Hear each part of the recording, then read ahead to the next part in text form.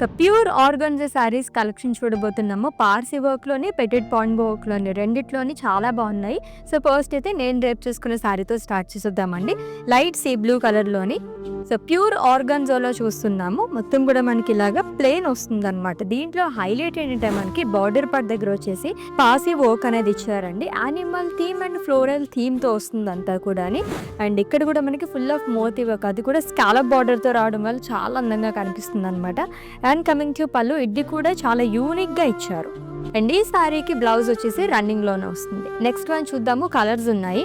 So ఇది వచ్చేసి మనకి డ్యూయల్ షేడ్లో వస్తుందండి. నా శారీ మీద ఇంకొంచెం డిఫరెంట్ ప్యాటర్న్ అనమాట. సీక్వెన్స్ అండ్ మోతీ వర్క్తో ఇచ్చారు.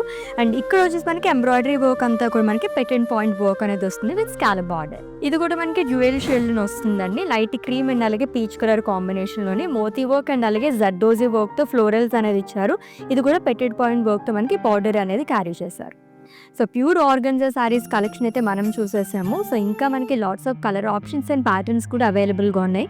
And for more collection visit చేసేయండి మన వారాహి సిల్క్స్కి.